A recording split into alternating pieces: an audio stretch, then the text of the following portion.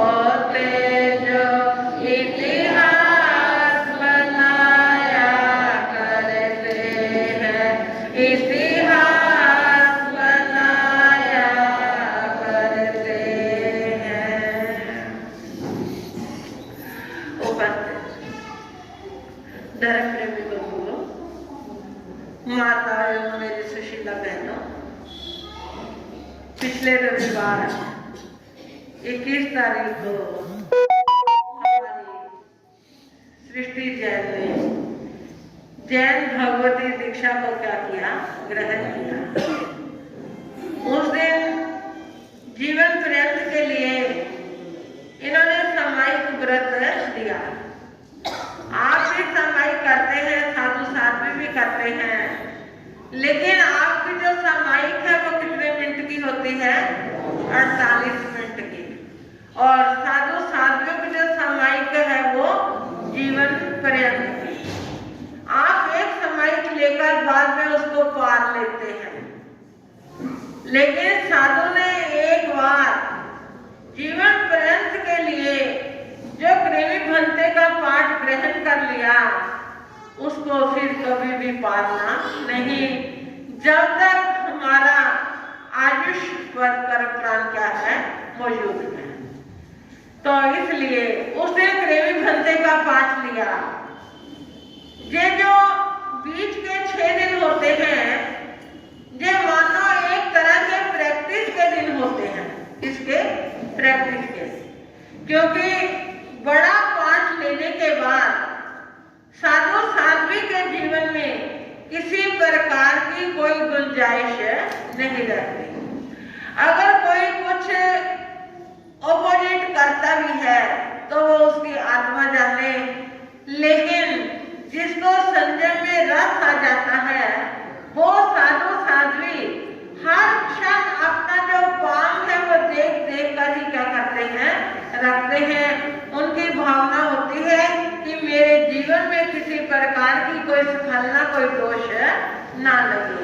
तो 7 दिन प्रैक्टिस के होते हैं। अगर इन 7 दिनों के अंदर नव दीक्षा साधु या साध्वी से कोई गलती हो जाए तो वो क्या होती है, क्षम होती है, उसको माफ कर दिया जाता है। कि अभी तो इसके प्रैक्टिस के दिन चल रहे हैं, लेकिन एक बात मैं आपको बड़े दावे से कह सकती हूँ कि हमारी सृष्टि जैन, जिसने अब साधु जीवन लेकर आर्य नंदा का नाम क्या कर लिया, प्राप्त कर लिया, लेकिन इन 6 दिनों के अंदर, 7 दिनों के अंदर इसने अपने इन 7 दिनों में किसी प्रकार की कोई गलती नहीं करी। इसको किसी प्रकार से कुछ कहना नहीं पड़ा कि ये काम ऐसे नहीं करना था, ऐसे करना था।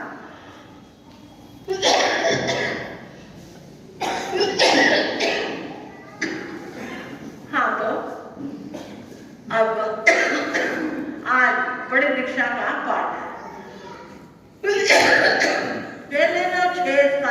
थे उसमें बहुत प्रकार से क्या थी, छूट भी थी। छूट क्या कि साथ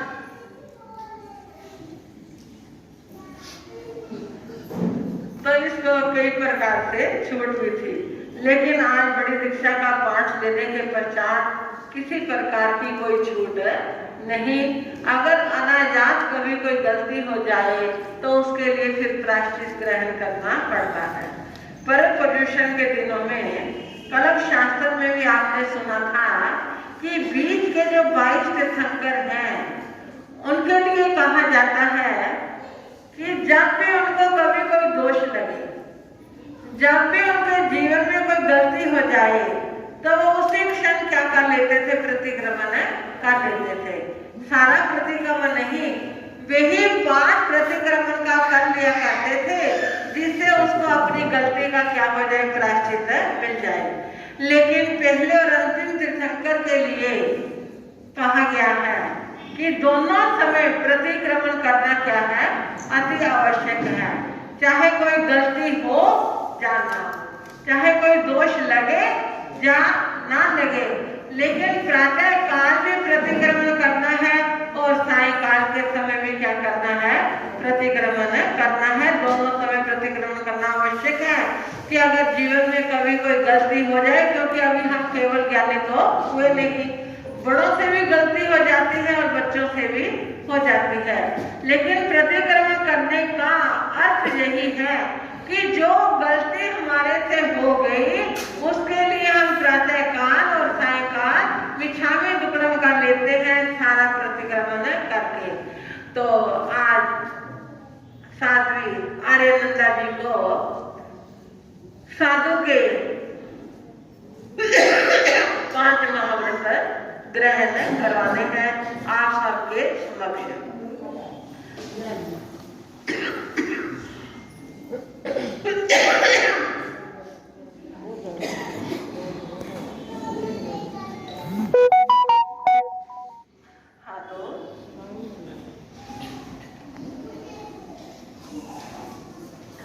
धम्मो मंगल मोकेशम हिंसा संजीवनो स्वगो देवामितं नमो संते जतदम्बे से अमनो जहाँ तुम से पुकेसो बमरो वीर सर्व नाजा पुखो किला में सोमे नहीं अपेयम में समना बुता जेलो संति साहुनो विहंग पुकेसो दानवते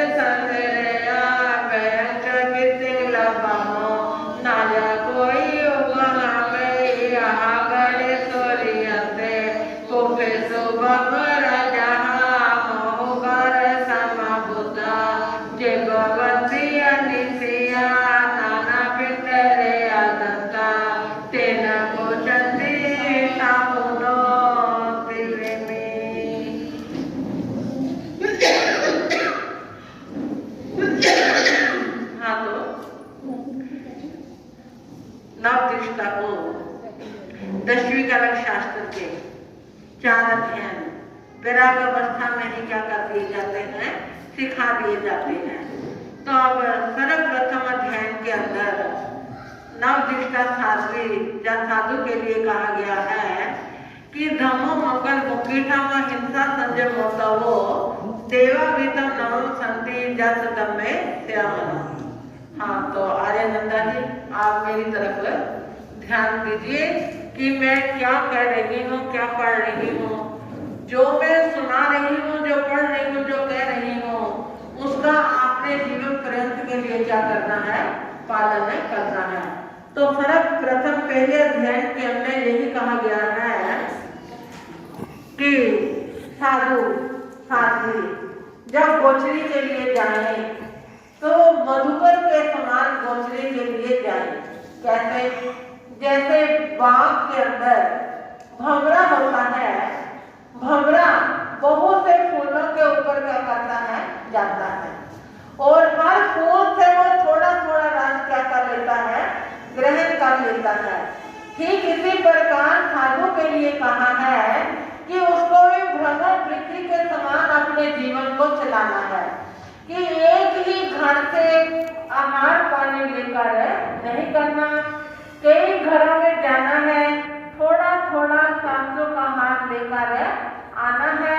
और गोचरी क्यों कहते हैं?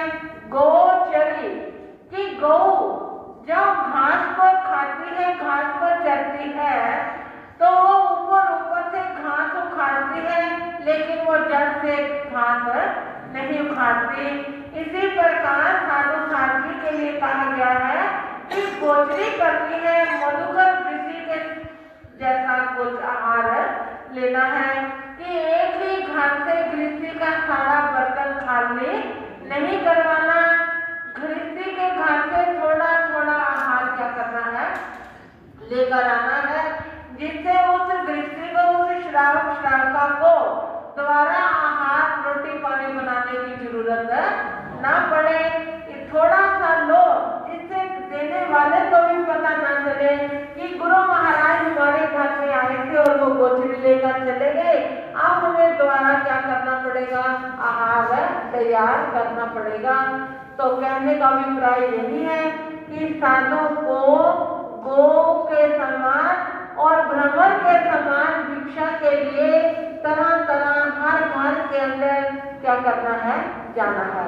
यह है पहले अध्ययन का सार।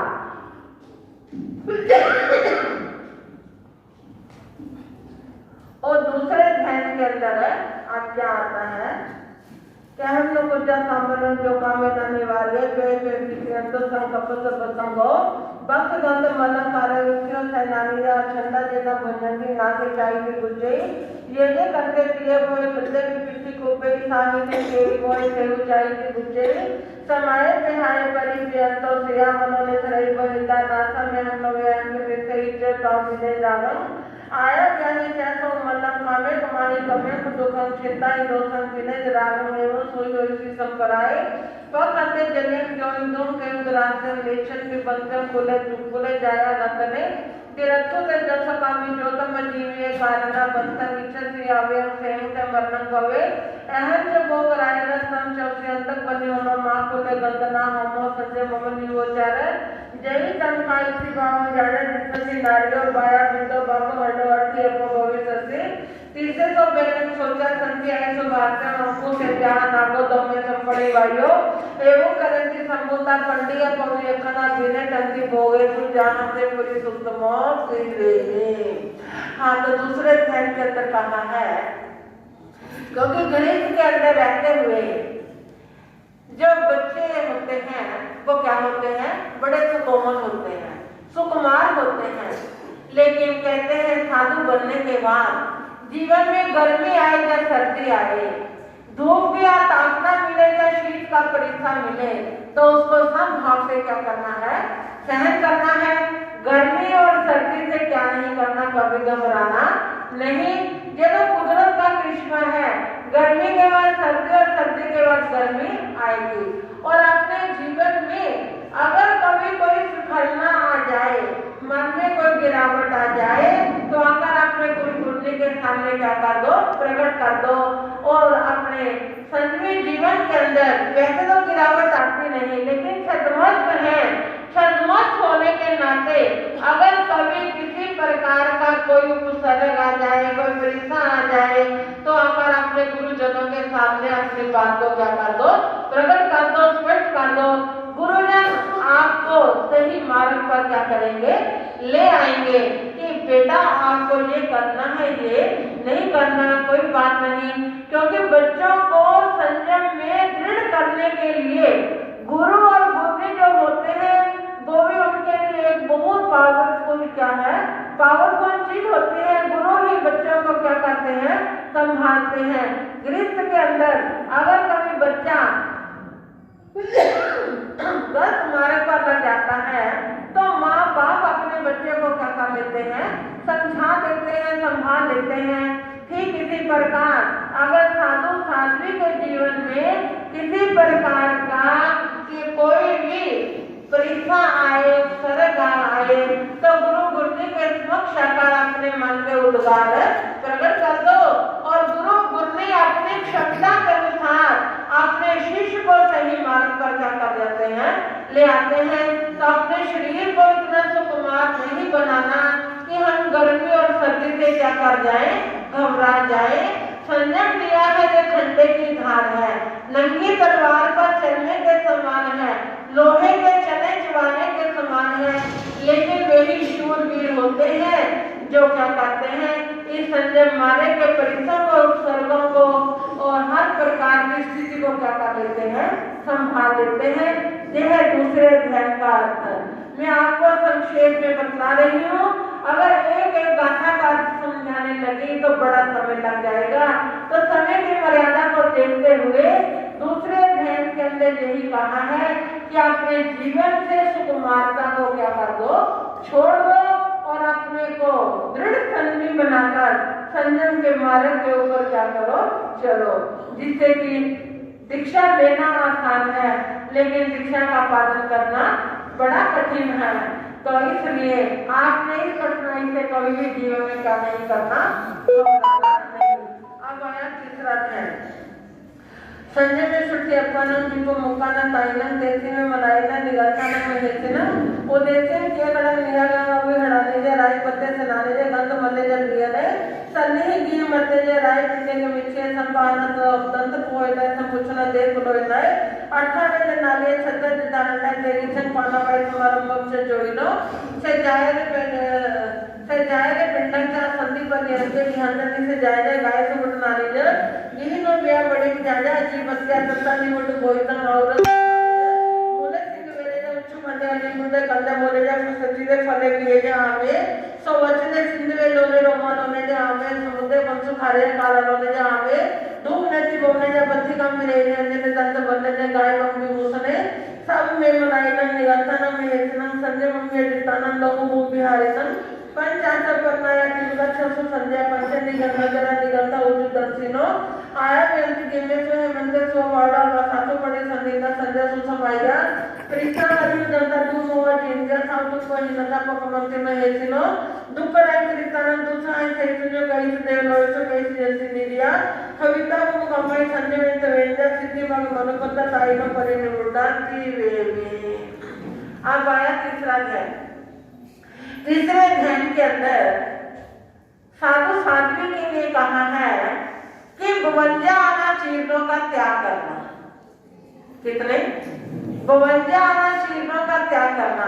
अनाचीरण का मतलब है कि साधु को ये 52 काम नहीं करते। कौन कौन से? जैसे कहते हैं कि दीक्षा लेने के बाद पहले तो साधु साध्वी जब विराग अवस्था में होते हैं तो उनकी प्रथम धर्म की क्या होती है? पाठशाला हुआ करती है। और दीक्षार्थी को विराग अवस्था में क्यों रखा जाता है? इसीलिए एक तो कि वो साधु साध्वी की प्रकृति को पहचान जाए और दूसरा साधु साध्वी बच्चे की प्रकृति को क्या करे? पहचान जाए। क्योंकि साधु साध्वियों की आंखों में वो तासीर होती है कि वो बच्चे को देखकर ही समझ जाते हैं कि ये संयम पालने के काबिल है या नहीं है। अगर संयम पालन के काबिल हो तभी साधु साध्वी उसको दीक्षा देने का प्रयास करते हैं, वरना आए हुए बच्चे को हम उसके घर में क्या कर जाते हैं? भेज देते हैं। हमें किसी दूसरों का मैं कुछ नहीं कह सकते, लेकिन हमारे परिवार में ये रिवाज है कि हम बच्चों के लोभ के अंदर कभी सोचते नहीं कि हम क्या हो जाए, ज्यादा हो जाए। बहुत से गृहस्थ हमें क्या देते हैं कि महाराज जी आप बहुत कम है, आप नई शिष्याएं बनाएं, थोड़ा आपका परिवार भी क्या हो जाए, बड़ा हो जाए। हम कहते हैं कोई बात नहीं, जिस बच्चे के जीवन में संयम लेना लिखा होगा और जिसके भाग में भगवत दीक्षा ग्रहण करना होगा और अगर वो खानदानी घर का बच्चा है, धर्म के अंदर जिसका जीवन व्यतीत हो रहा है, अगर अच्छे खानदान का बच्चा है तो हम अपने पास रखकर उसको ट्रेनिंग देकर उसको क्या करेंगे? बना लेंगे। लेकिन हमें ज्यादा साधु साध्वी बनाने का मन में कोई भी लोभ नहीं। बहुत से लोग कह देते हैं कि पता नहीं महाराज जी क्या कर देते हैं कि बच्चे का मन करता है कि हम दीक्षा ले लें, लेकिन ऐसी कोई बात नहीं। अगर बच्चे के जीवन में संयम लिखा हुआ है तो उसको कोई भी रोक नहीं सकता। तो इसलिए साधु के लिए, साध्वी के लिए कहा गया है, नव दीक्षित हो, चाहे आज टाइम बीत गया हो, चाहे मेरे जैसा कोई वृद्ध अवस्था को प्राप्त होने वाला साधु साध्वी हो, सभी के लिए उनका पालन करना क्या है, अति आवश्यक है। वो क्या है? कहा गया है कि साधु ने खरीदकर आहार नहीं मंगवाना, कि बाजार से जो चीज खरीद कर ला दो, मेरा मन करता है मैं क्या करूं, उसको खाना है, मैंने सेवन करना है। खरीद कर साधु ने गोचरी पानी नहीं लेनी, और किसी प्रकार का कच्चा नमक साधु ने अपने पास नहीं रखना, नहीं लेना। हाँ, अगर प्रातः नमक है तो साधु ग्रहण कर सकता है। प्रातः कौन सा? आपको बहुत से श्रावकों को, श्रावकाओं को पता होगा कि पहले के जो बुजुर्ग हुआ करते थे वो नमक की डली को घी के अंदर क्या कर देते थे, डाल देते थे, और सालों तक वो नमक घी के अंदर पड़ा रहता था। जब घी समाप्त हो जाता बर्तन का तो वो नमक को अच्छी तरह से पोंछकर उसका चूर्ण बनाकर क्या कर लेते थे, रख लेते थे। और जब कोई साधु साध्वी जी महाराज उनके घर में गोचरी को जाते तो वो विनती कर देते कि महाराज हमारे घर में प्रातः नमक है, अगर आपको किसी कारणवश नमक की जरूरत हो तो आप क्या कर सकते हैं, ग्रहण कर सकते हैं। तो कच्चा नमक साधु ने नहीं लेना। और आगे कहा है कि साधु ने रात्रि भोजन का सर्वथा क्या करना है, त्याग करना है। और साधु साध्वी के लिए कहा है कि साध्वी 96 हाथ से ज्यादा कपड़ा अपने पास नहीं रख सकते, और साधु 72 हाथ इतना कपड़ा क्या कर सकते हैं, रख सकते हैं। आप सोचेंगे हाथ तो इतना छोटा है, हाथ का मतलब है कि यहाँ से लेकर यहाँ तक इसको कितना गिनते हैं, एक हाथ गिनते हैं। साध्वी 96 हाथ, साधु 72 हाथ कपड़ा क्या कर सकते हैं, रख सकते हैं। और कहा है कि साधु ने आंखों में काजल नहीं डालना, साधु ने दर्पण शीशे को नहीं देखना, साधु ने कंघी लेकर अपने बालों को नहीं संवारना, साधु ने इतर फुले किसी प्रकार का सुगंधित पदार्थ अपने शरीर के ऊपर नहीं छिड़कना, नहीं लगाना, साधु ने धूप बत्ती नहीं करने, और साधु ने अपने हाथों से लाइट और पखे को भी क्या नहीं करना, कभी जलाना नहीं। और साधु साध्वी के लिए कहा गया है कि उन्होंने जूता पहनने का निषेध किया है, कि साधु साध्वी को जूता नहीं पहनना, लेकिन कारणवश आज का समय के नजारे को देखते हुए कहते हैं कि लंबे विहारों के अंदर अगर साधु साध्वी को जरूरत हो तो वो क्या कर सकता है, पहन सकता है। साधु ने पंखे से हवा नहीं करनी, और साधु ने अपने शरीर पर किसी प्रकार का विलेपन नहीं लगाना, और किसी भी सुगंधित पदार्थ को उसने सेवन नहीं करना। और साधु साध्वी के लिए कहा है कि अगर पानी, कच्चे पानी की बाल्टी के ऊपर अचित सब्जी भी पड़ी है तो वो पानी साधु साध्वी ने नहीं लेना। जो पानी पूर्ण रूप से प्राप्त नहीं हुआ उस पानी को भी साधु ने क्या नहीं करना, ग्रहण नहीं करना। और साधु ने हरि के ऊपर नहीं चलना, और बहु बीज वाली वस्तुओं को नहीं लेना। और साधु साध्वी के लिए ऐसे बहुत से 52 निषेध किए हैं कि साधु ने इन 52 कामों को जीवन में नहीं करना। और अगर बीज सहित सब्जी है, चाहे फ्रूट है, चाहे सलाद है, चाहे सब्जी है, वो साधु के लिए क्या है, अकल्पनीय है साधु को ऐसी सब्जी ग्रहण नहीं करनी। और कोई भी वस्तु अगर जरूरत है तो किसी श्रावक को सवाल डालकर बाजार से उस चीज को अपने लिए क्या नहीं करना, नहीं मंगाना। साधु भिक्षा के लिए जाए, अगर कोई लाकर भिक्षा देता है तो साधु को ऐसी भिक्षा करने नहीं करती। वर्षा पड़ रही है, वर्षा के अंदर गोचरी को नहीं जाना। धुंध पड़ रही है, धुंध जब तक रहे तब तक साधु को गोचरी के लिए नहीं जाना। तो इस प्रकार से इन बातों का 10वीं कनक सूत्र के 3रे अध्याय के अंदर निषेध किया गया है। जो कुर्सी, जो चौकी बेंच के द्वारा बुनी गई हो, उस चौकी के ऊपर, उस पलंग के ऊपर, उस कुर्सी के ऊपर साधु को कभी भी बैठना नहीं। आप सोचेंगे इसमें क्या दोष है? कहते हैं बेंच की कुर्सी जहाँ जो आजकल मटेरियल चलता है उसमें कोई ना कोई सूक्ष्म जीव क्या हो जाता है, कई बार रह जाता है और वो हमारे बैठने से उसको क्या होगी, गिलाना पहुंचेगी, वो मर जाएगा। तो उसकी रक्षा करने के लिए साधु ने इन बातों को क्या करना है, अपने जीवन में कभी नहीं करना। अगर अनाजात कभी ऐसी गलती हो जाए तो प्रतिक्रमण करके गुरुओं के सामने प्रायश्चित कर लो, पश्चाताप कर लो, क्योंकि बहुत से कर्म ऐसे होते हैं जो पश्चाताप के द्वारा ही क्या हो जाते हैं, दूर हो जाया करते हैं। तो इस प्रकार अब आया आगे चौथा अध्याय।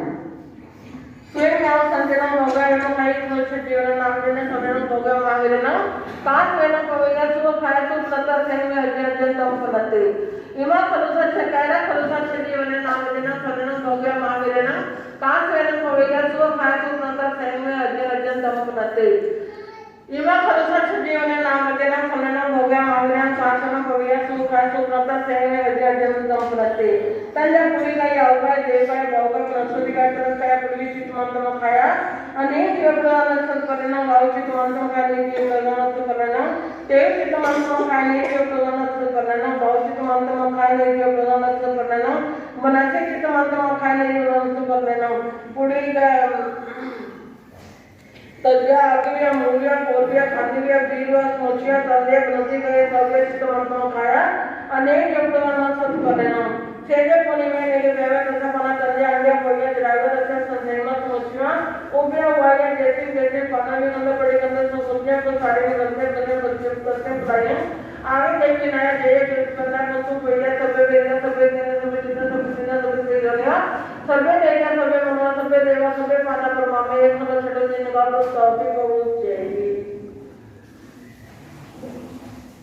इच्छाटे छानन जीवन कारण नेसन दंड समारंभ नेवले दंड समारंभ विद्या दंड समारंभ तेरे दंड समुद्र नजा जामे तुम्हें भी ना मनवा पाए नामे मनाना बने करन संपियना समुद्र नामे को संबंध बड़ी कॉमेडी दान करे हम अपना बोल रहे।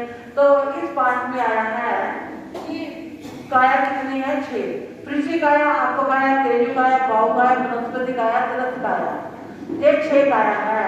कि 6 काया में से अगर मैं सचित पृथ्वी के ऊपर चली हूँ, अगर मैंने कच्चे पानी का सेवन किया है, अगर मैंने वनस्पति की विराधना करी है, तो मेरा बार बार क्या है 10 विषाणु पड़ा। क्योंकि पृथ्वी आप और तेजु अगर अग्नि काय का संघट्टा किया है तो मेरे को विषाणु दुगड़म, अगर वायु काय का संघट्टा लगा है तो मेरे को विषाणु दुगड़म, अगर पृथ्वी काय का संघट्टा लगा है तो मेरे को विषाणु दुगड़म, अगर वनस्पति काय का संघट्टा हुआ है तो 10 विषाणु दुगड़म, अगर ग्रस काया जैसे कीड़ी, मक्खी, मच्छर, भमरी, भमरा, कीट पतंगिया, बिच्छू आदि की विराधना मेरे से हुई हो तो मैं बार बार 10 विषाणु दुगड़म देती हूँ।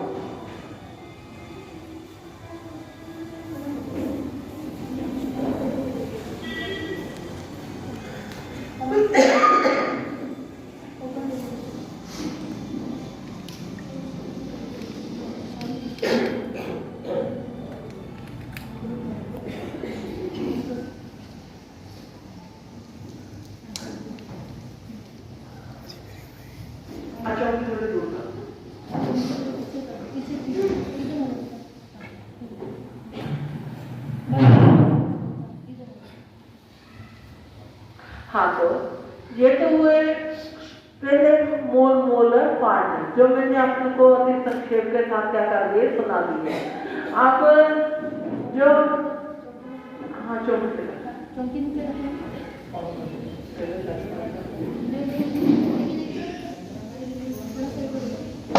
ऐसे कर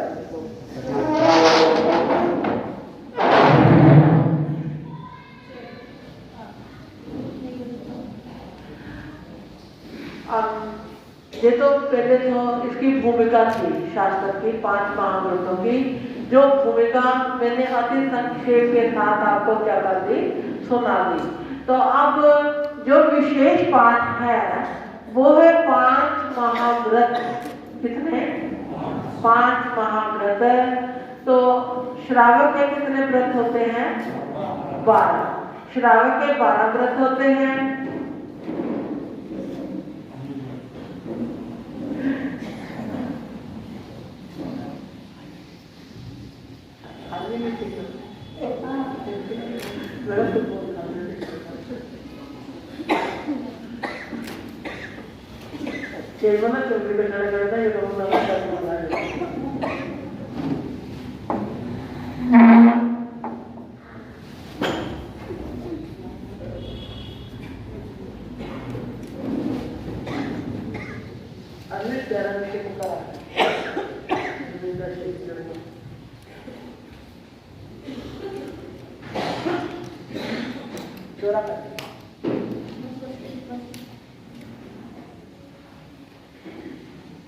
हाँ, तो ये जो पहले आपने सुना है थोड़ा बहुत, ये थी इस 5 महाव्रतों की भूमिका जो आपने भी बड़े गौर से सुनी और हमारी साथी आर्यनंदा जी ने भी बड़े गौर से और बड़े शौक से सुना। शौक से दीक्षा ली है, शौक से सुन रही है, शौक से इसका पालन करेगी। ये सब गुरुजनों की क्या होती है? कृपा होती है। और जिन शासन की महिमा। तो अब 5 महाव्रत, आपके 12 व्रत है, साधु के 5। आपके भी 5 प्राणातिपात, निशावात, अदुतावात, मैथुन और परिग्रह। ये 5 क्या है आपके अनुव्रत कहलाते हैं। आपके अनुव्रत है, अनुभव मतलब छोटा। आपके व्रत वैसे गिनती में बड़े हैं 12, लेकिन साधु के कितने हैं? 5। आपका प्रतिक्रमण बड़ा है और साधु का छोटा है, क्योंकि आपको 12 व्रतों में जो जो दोष लगा है आपने उसका मिठामी ग्रहण करना है। लेकिन साधु ने अपने 5 महाव्रतों में जिस व्रत में भी कोई गिरावट आती है या स्वप्न में भी, साधु को तो यहाँ तक कहा गया है कि अगर सपने में भी किसी व्रत के प्रति स्खलना आ जाए तब भी साधु को प्रायश्चित करना पड़ता है कि ये कैसे हो गया, क्यों हो गया। तो अब 5 महाव्रत हमारी नव दीक्षा साध्वी आर्यनंदा जी आप सबके सामने ग्रहण कर रही हैं, क्योंकि जो जो छूट थी 8 दिनों के अंदर, अब वो छूट आज क्या हो रही है? समाप्त हो रही है। अब इनके जीवन में किसी प्रकार की कोई भी छूट नहीं। जैसा द्रव क्षेत्र काल भाव के अनुसार जैसी परिस्थिति हो, जैसे शरीर की कंडीशन हो, उसके अनुसार अपने व्रतों का क्या करेंगे? पूर्ण रूप से मन से, वचन से, काया से पालन करेंगे। तो आज सबसे पहला व्रत, जैसे आपका व्रत है प्राणातिपात, निशावात, अदत्तादान, मैथुन, परिग्रह, ये 5 महाव्रत आप लेते हैं कुछ मर्यादा के साथ, मन से, वचन से, लेकिन आपकी जो अनुमोदना है वो कभी छूट नहीं सकती। लेकिन साधु में तो न करना है, न करवाना है और न करने को अच्छा समझना है। तो पहला महाव्रत है पढ़वे भंते मुहब्बे पानाई बजाओ बेरू। मेरे साथ बोलना आपको पढ़वे भंते मुहब्बे पानाई बजाओ बेरू सबम बनते पानाई वायम प्रत्यक्षामी से सुमंबा वायनवा तसंवा थाबरंवा नेक सैम पाने ई वाइजा ने वन्ने पाने ई वाया विजा पाने ई वायम तेवी अन्य ना समझ जाने जा जाव जीवाए तीहम तिवेनम मननम वायाए कायनम ना करेमी ना करेमी न करन संपी अन्नम हमो जानामी तत् बंदे बड़ी कमामी निंदामी गरियामी अपाना ओसरा। बोलो अपाना अपाना अपाना। हाँ, तो पहला जो महाव्रत है वो है हिंसा व्रत, कि गृहस्थी के लिए छूट है लेकिन साधु साध्वी के लिए कोई छूट नहीं, कि पहले महाव्रत का पालन इस प्रकार से करना है, किसी भी जीव की हिंसा कभी करनी नहीं और ना दूसरों से रहकर करवानी है, और जो हिंसा के मार्ग पर अग्रसर हैं उनकी कभी अनुमोदना भी नहीं करनी। मन में उनको ये नहीं कहना कि आपने बहुत अच्छा किया, आप ये काम कर लो। हमने गृहस्थी को किसी प्रकार से कुछ भी नहीं कहना। उपदेश दे सकते हैं कि आपके लिए हिंसा करना पापकारी मार्ग है, लेकिन वीतराग भगवान महावीर की वाणी कह रही है कि हमें चाहे श्रावक हो जाए श्रावका, साधु हो जाए साध्वी, उनको किसी प्रकार की हिंसा नहीं करनी। हम उनको उपदेश दे सकते हैं, और लेकिन हम उनके साथ अनुमोदन नहीं कर सकते कि वो आकर हमें कहें कि महाराज ऐसा हो गया, ऐसा करते हैं, तो हमने ये नहीं कहना कि हाँ आपने बहुत अच्छा किया, आप ऐसे ही करो। लेकिन जिस काम के अंदर ज्यादा जीवों की हिंसा हो, ऐसे काम की प्रेरणा साधु साध्वी ने श्रावकाओं को नहीं देनी। वो कौन से काम है? वो है 15 कर्मादान। कौन से? 15 कर्मादान। 15 कर्मादान श्रावक के लिए क्या है? निषिद्ध है, मना है कि श्रावक और श्राविका को ऐसे 15 काम अपने जीवन में नहीं करने, क्योंकि व्यापार 2 तरह का होता है। एक होता है जिसमें जानबूझकर जीवों की हिंसा की जाती है, और एक वो व्यापार होता है जिसमें अनायास अचानक ही जीवों की हिंसा हो जाती है। होने और हो जाने में बड़ा अंतर है। एक में जानबूझकर हिंसा करी जाती है और दूसरे में अनायास हो जाती है।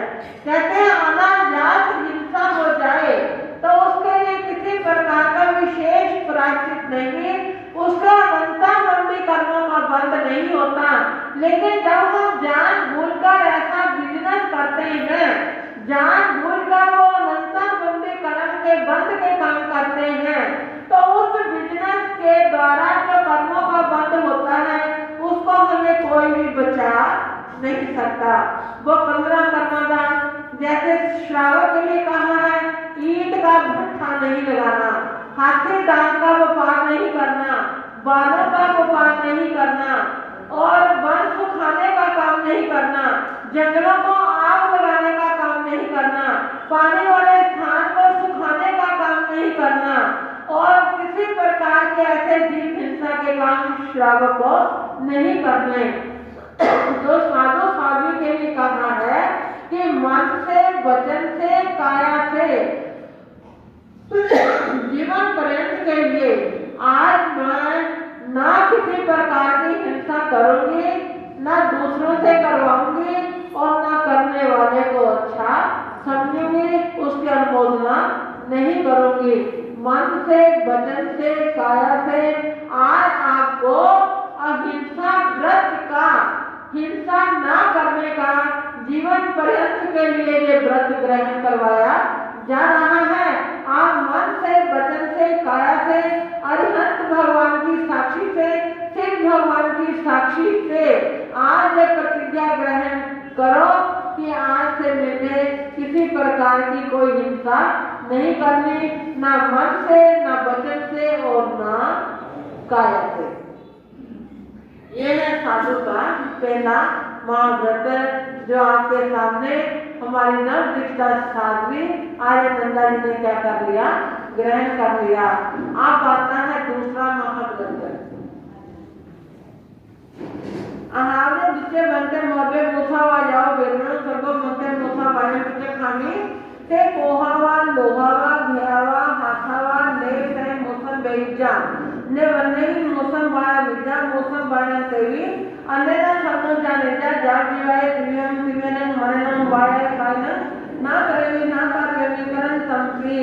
अन्नम समुद्रामी दस बंदे बड़े मामे निंदामी गरियामी अपान अपान। हाँ, तो अब आया दूसरा महाव्रत। दूसरा महाव्रत है झूठ बोलने का, कि साधु और साध्वी ने ना झूठ बोलना है, ना दूसरे से बुलवाना है, और ना बोलने वाले को अच्छा समझना है। कहते हैं कई बार, कहते हैं कि ना हास्य के अंदर झूठ बोलना है, हंसी मजाक में भी झूठ है नहीं बोलना, और ना क्रोध से झूठ बोलना है, ना लोभ से झूठ बोलना है, ना किसी डर से झूठ बोलना है, कि किसी प्रकार से झूठ है नहीं बोलना, ना किसी को मजाक के अंदर ही झूठी बात कहनी है। समझिए, क्रोध से, लोभ से, भय से, हास्य से कभी ना झूठ बोलना है, ना दूसरों को झूठ बोलने की प्रेरणा देनी है, और झूठ बोलने वाले को अच्छा भी नहीं समझना। मन से, वचन से, काया से जीवन पर्यंत के लिए आज आपके दूसरे महाव्रत का क्या है, कछान है। त्याग दस बंदे बड़ी मामे निंदामी गरियामी अपान गोत्र। हाँ, आप नहीं घोषणा में मत कर लेना। अगर घोषणा भी कर ली तो कोट में उतार के बाना पहन के ऐसे रहना। तो ये हुआ दूसरा महाव्रत। अब आता है तीसरा महाव्रत। आहावे सच्चे बंदे मध्य दिना दानाव बेबनो सबको मध्य दिना दाना पचकामी से गामीवा नगरेवा रन्नेवा अपंगवा बहुंगा अनुगा झोलंगा चित मंतंगा अचित मंतंगा देश है नदिना की तेजा देवानी नदिना गिना विजा अदिना गिना तेविया देना समझ जाने का जाल जीवाय तिगम तिगना मनना वाये कायना ना करेंगे ना कावेमी कर तंपिया ना समझ जाना मी तो बोलते बड़ी मामे तामे गरियानी अपान। हाँ, तो ये है तीसरा महाव्रत। तीसरे महाव्रत में क्या कहा है कि साधु साध्वी ने किसी प्रकार की कोई चोरी नहीं करती। साधु में चोरी क्या करती है, लेकिन शास्त्र के अंदर यहाँ तक लिखा है कि अगर एक सिंघाड़े में दो साधु, दो साध्वी या 4-5 साधु साध्वी रह रहे हैं, अगर उन्होंने अपने कपड़े ऊपर छत के ऊपर सुखाए हुए हैं और वो खुद गोचरी लेने के लिए जा रहे हैं, पीछे से बारिश आ जाए तो बड़े गुरु जी की आज्ञा के बिना उसको उसके कपड़े उतारने का भी कोई क्या नहीं, हक नहीं।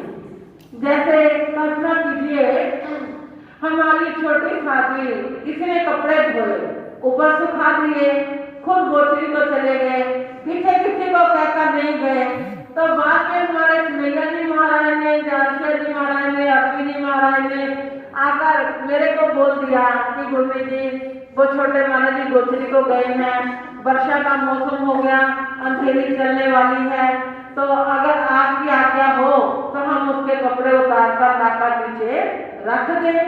अगर मैं कहूँगी कि हाँ आप लाकर रख दो, क्योंकि चाहे मैं अभी बहुत बड़ी नहीं, लेकिन फिर भी जरा टोले की क्या कहलाती हूँ, एक बड़ी साथी कहलाती हूँ।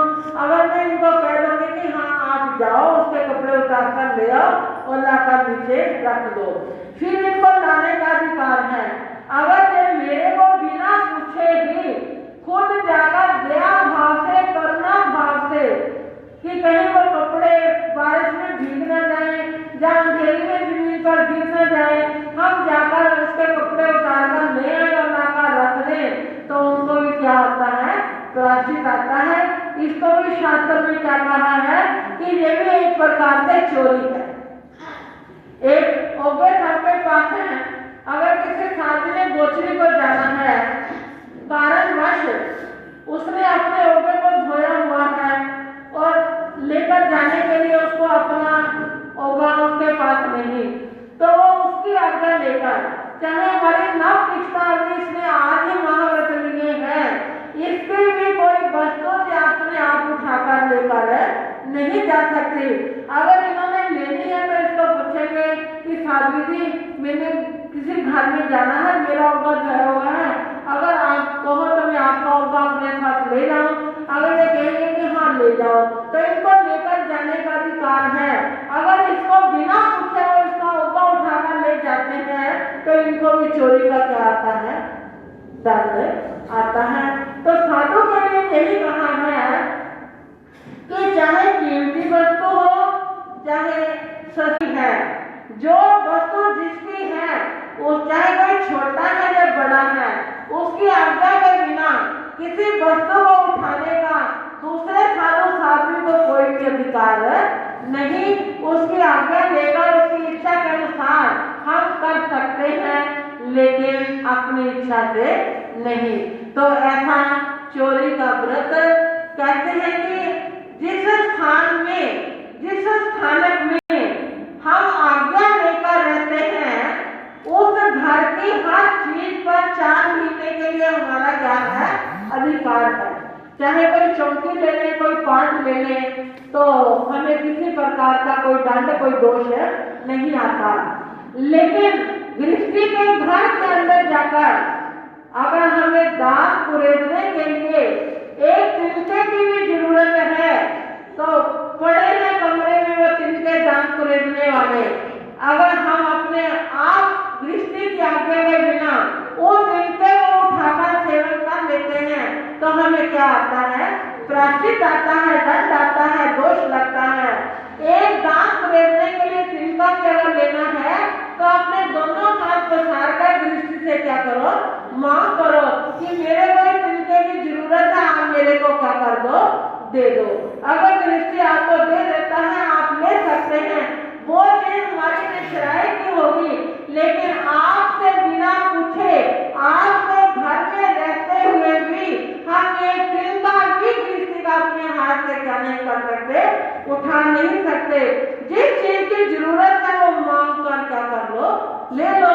अगर मिल जाती है तो स्वीकार कर लो, अगर नहीं मिलती तो जैसे तैसे गुजारा करना है अपना, उस चीज के बिना क्या है, गुजारा कर दो।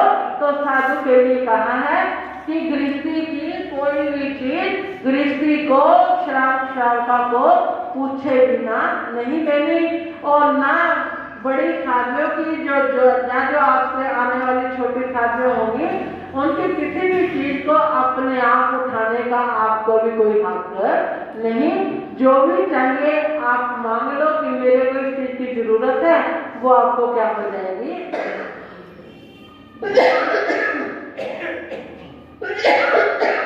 मिल जाएगी। ठीक है। तो तीसरे व्रत में जीवन पर्यंत के लिए ना चोरी करनी है, ना दूसरे को कहकर चोरी करवानी है, ना चोरी करने वाले को अच्छा समझना है। मन से, वचन से और काया से त्याग बोलते बड़ी मामी दामी गरियांगे अपानन बोसरे बोसरे अपानन बोसरे बोसरे अपानन बोसरे बोसरे। तो ये कितने व्रत हो गए, 3 महाव्रत हो गए कि ना हिंसा करनी है, ना झूठ बोलना है और ना ही किसी किस्म की कोई चोरी करनी है। तो अब आया चौथा महाव्रत। आहारे चौथे घंटे मबे बेहनो बेहनो सबो घंटे बेहनो पचक खानी से दिव्यंगा मानसंगा त्रिक जोनेंगा ने से मेहनो से विद्या ने अनेन मेहनो सेवा विद्या मेहनो सेवा सेवी अनेन समोजा नेजा जावजवाय दिव्यं तिने मनन वाय कायन नागरी में नाका बेमी करन संपी अनन समोजा नामी तो बंदे बड़ी मामी ने दामी गई हमें अपाना बोलते ये है चौथा सदाचार व्रत, वैष्णव व्रत कि जीवन पर्यंत के लिए मन से, वचन से, काया से अब्रह्म का सेवन नहीं करना और ना दूसरे को सेवन करने के लिए प्रेरणा करनी है, और जो अब्रह्म का सेवन कर रहे हैं उनको अच्छा भी नहीं समझना, उसकी अनुमोदना भी नहीं करनी। मन से, वचन से, काया से, पूर्ण रूप से मन से, वचन से, काया से इस व्रत को क्या करना है, पालन करना है जीवन पर्यंत के लिए। क्या तो सोते बड़ी पालन बोसरे बोसरे अपानन बोसरे बोसरे अपानन बोसरे बोसरे दूसरे।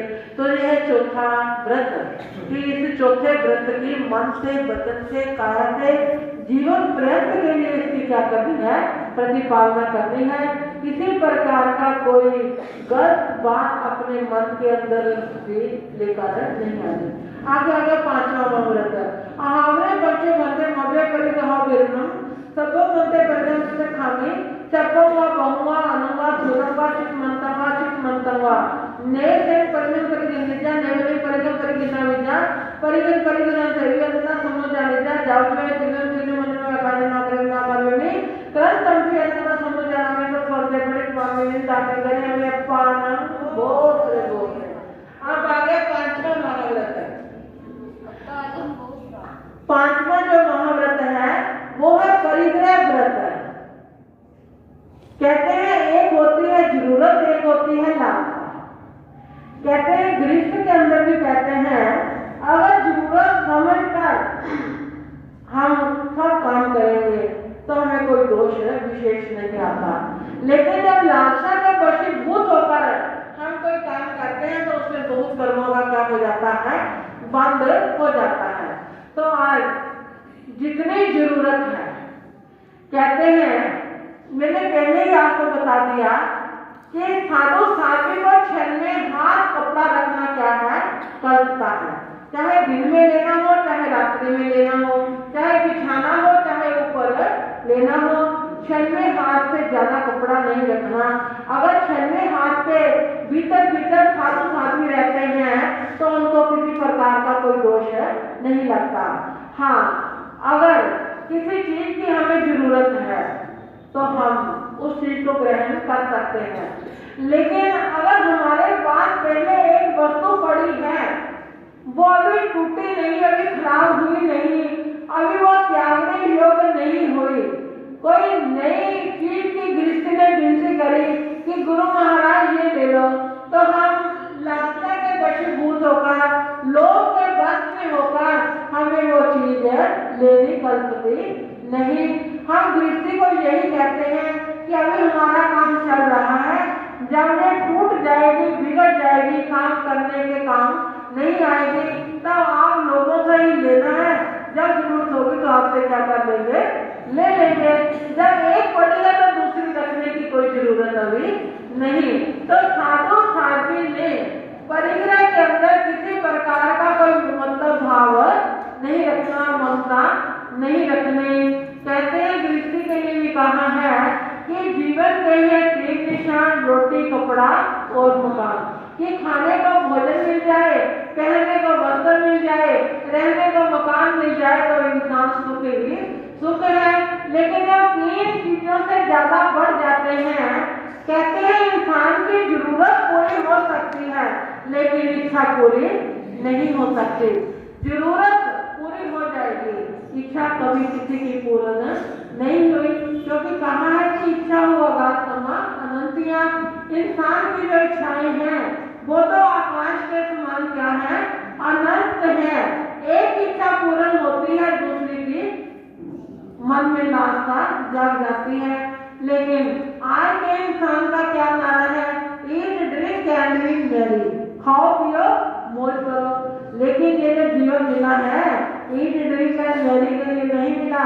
ये मिला है कि 5 इंद्रियां मिली है, अच्छा कुल मिला है, अच्छा खानदान मिला है, आर्य क्षेत्र मिला है, गुरुजनों का संग मिला है। तो हमें अपने मन के विचार ऐसे नहीं रखने चाहिए। आम लोगों की धारणा है कि स्टैंडर्ड ऑफ लिविंग, इच्छाओं को बढ़ाने में सुख है, लेकिन याद रखना इच्छाओं को बढ़ाने में कभी सुख नहीं होता। हमें क्या सोचना है कि eat to live and do not live to eat, कि खाने के लिए मत जियो, जीने के लिए खाओ। अगर जीने के लिए खाएंगे तो हमारे कर्म का बंद नहीं होगा, लेकिन अगर हम खाने के लिए जिएंगे तो उस जीने का कोई लाभ नहीं।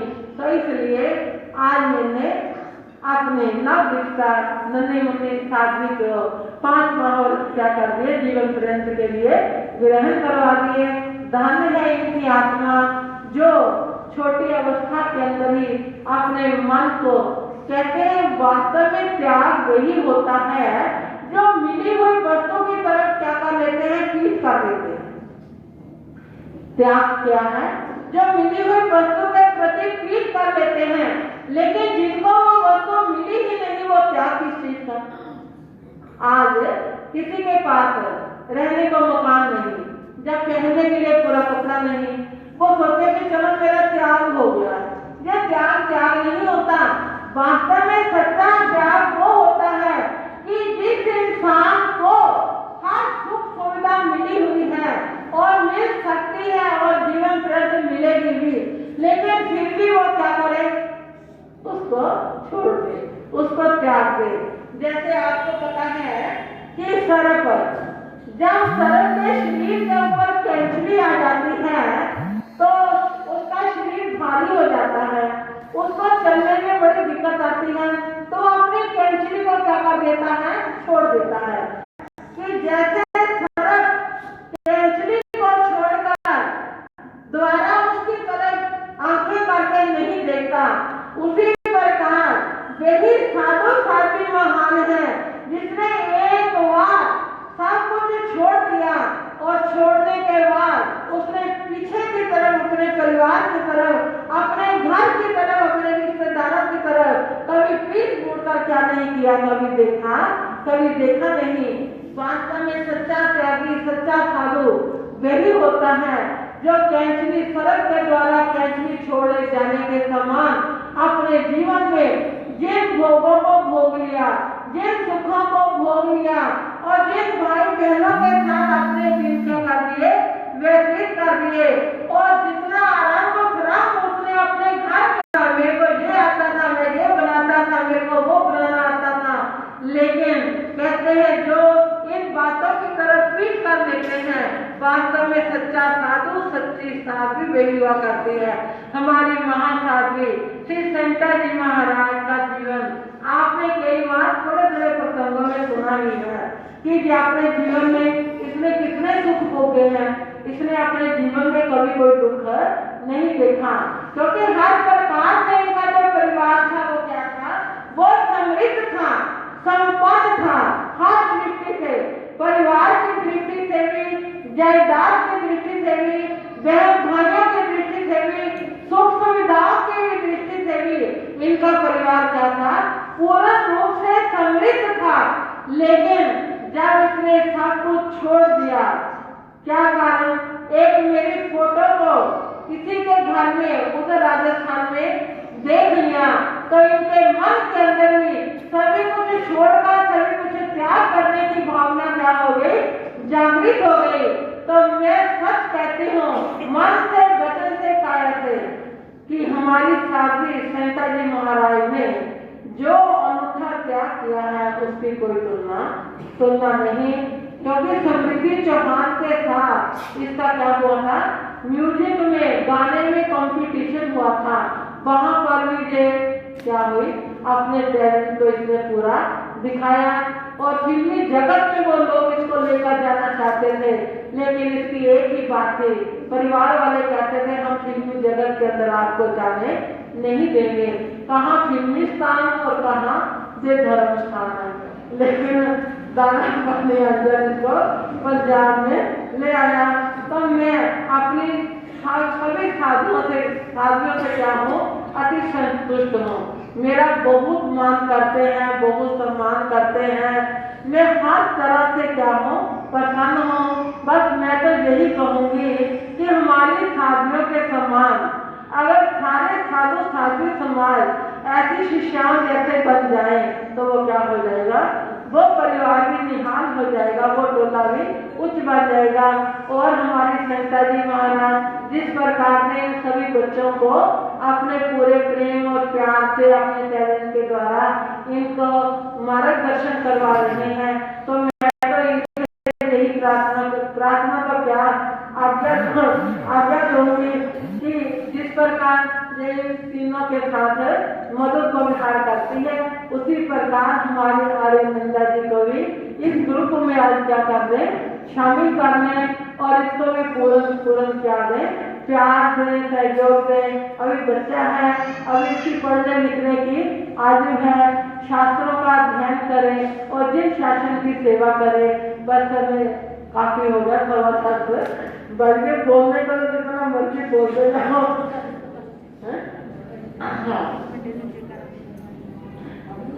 हाँ, तो आज मैंने अपने नव शिक्षा साथी आर्यनंदा जी को ये 5 महाव्रत सभी कार्य करवा दिए। तो बोले नव शिक्षा महासाध्वी श्री आर्यनंदा जी महाराज की जय।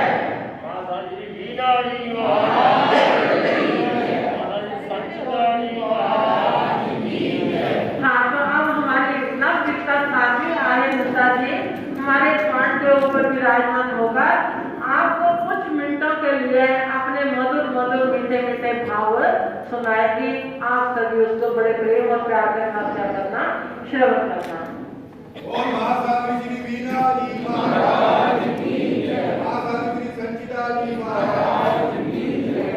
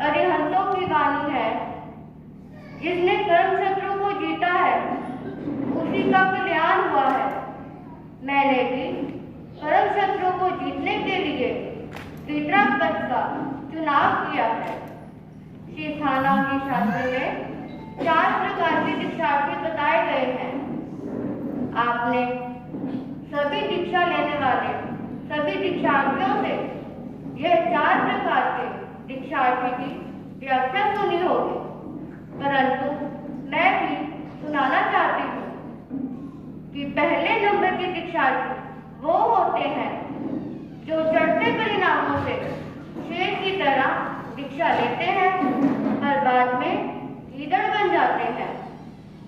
दूसरे नंबर के दीक्षार्थी वो होते हैं जो गीदड़ बनकर दीक्षा लेते हैं पर बाद में शेर बन जाते हैं।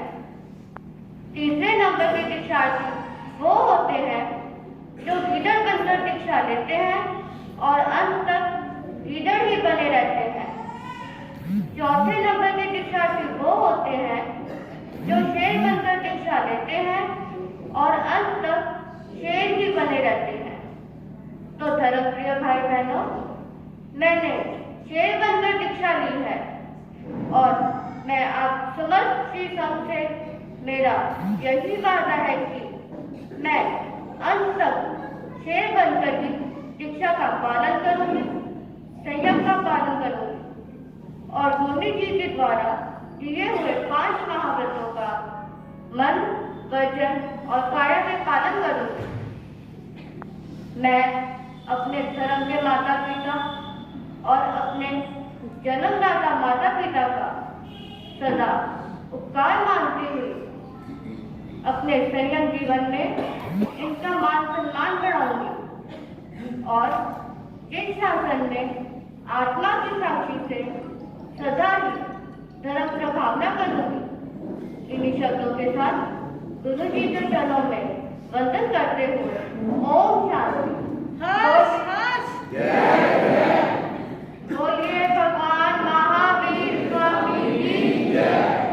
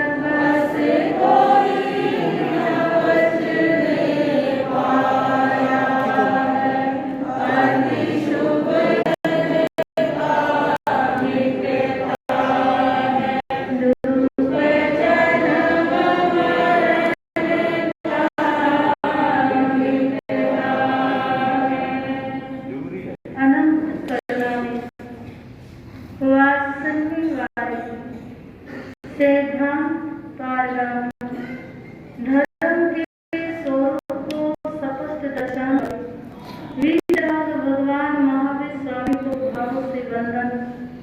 गुरु जी महाराज के श्री चरण सरोजों पे हृदय की असीम आस्था के साथ वंदन नमन करने के उपरांत धर्म सभा में उपस्थित धर्म प्रेमी बंधु माताओं एवं मेरी सुशील बहनों, प्रतिदिन आप माँ जिनवाणी का पान करते हैं, रूपवाणी को श्रवण करते हैं। जो हलुकर्मी आत्मा भगवान की वाणी को सुनती है, सुन करके आचरण में लेती है, सदमार्ग को ग्रहण करती है, तो वीतराग भगवान महावीर स्वामी की वाणी है कि उसकी आत्मा का क्या हो जाता है, क्या हो जाता है। और जब तक हम स्वतः ही आत्म कल्याण के मार्ग पर अग्रसर नहीं होंगे, नहीं चलेंगे, तब तक हमारी आत्मा का कल्याण नहीं हो सकता। ऐसा हमारे श्रवण संस्कृति के अग्रदूत वीतराग भगवान महावीर की वाणी कहती है। तो आप सभी ने आज गुरु जी महाराज के शुभ मुखारबिंद से नव दीक्षिता महासाध्वी श्री आर्यनंदा जी महाराज साहब को 5 महाव्रत प्रदान करते हुए क्या किया, देखा। ये सुहावना, ये पावन, ये पवित्र और ये निराला ये दृश्य आपको भी देखने का सुअवसर क्या हुआ, प्राप्त हुआ। प्रत्येक जीव आत्मा में पावर होती है सिद्धालय तक जाने की, लेकिन बगैर पुरुषार्थ के कोई जीवात्मा कभी भी अरिहंत मार्ग को ग्रहण नहीं कर सकती है।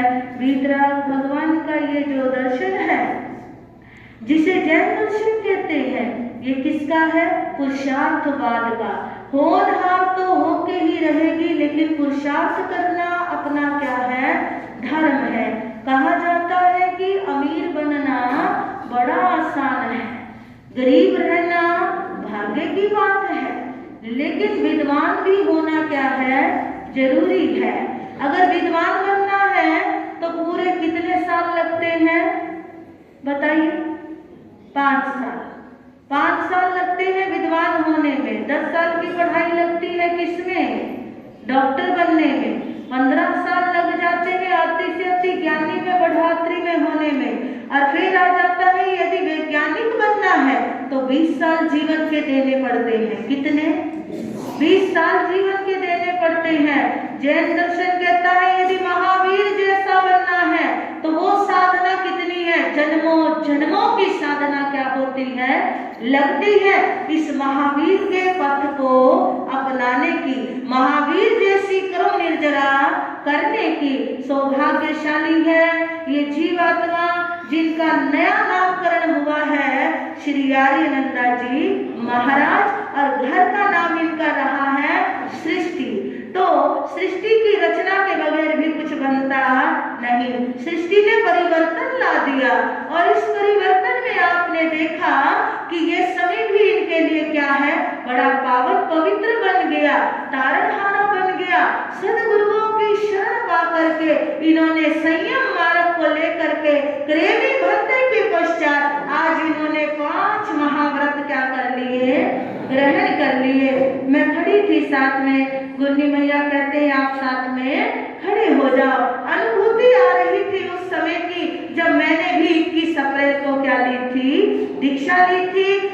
हमारे आचार्य भगवान ने ही मेरी दीक्षा की क्या दी थी, आज्ञा। और मैं अहोभागी हूँ कि हमारे संत छत्र, हमारे आचार्य सम्राट, हमारे हृदय में बसने वाले आचार्य सम्राट डॉक्टर श्री, बोलिए श्रद्धा भक्ति से डॉक्टर श्री शिवमणि जी महाराज की अति कृपा। और इन्होंने 7 परीक्षा वहां पर अपने शब्दों द्वारा दी है। इनके आवाज को, इनके शब्दों को उन्होंने सुना है और भरपूर आशीर्वाद आचार्य भगवान का क्या है, रहा है। बहुत बहुत सराहनीय आत्मा हमारी सिविल लाइन की बिरादरी, जिन्होंने पूरा अपनी भक्ति भावना गुरु चरणों में दिखाते हुए सारा कार्य क्या किया, संपन्न किया है। आज दिन तो पता ही नहीं लगे कि कहाँ निकल गए हैं। वीतराग भगवान की साधना आप सभी को करने का अधिकार है, लेकिन कब? जब उसमें श्रद्धा आ जाती है। तो सृष्टि के मन में भी जो अब आर्यनंदा साध्वी जी बन गई हैं, तो आर्यनंदा जी के मन में भी श्रद्धा क्या है? परिपक्वता आई और इन्होंने 5 महाव्रत को भी क्या कर लिया? ग्रहण कर लिया है। बोलिए आर्यनंदा जी महाराज की जय। तो मैं ज्यादा ना कुछ कहती हुई, तो इशारा भी आ रहा है कि महाराज एक शब्द सिर्फ बोल दे। प्रतिदिन के भजन में बोलते हैं, ये दरे है परम हंसों का, यहाँ पर हंस आते हैं। ये दरे है परम हंसों का,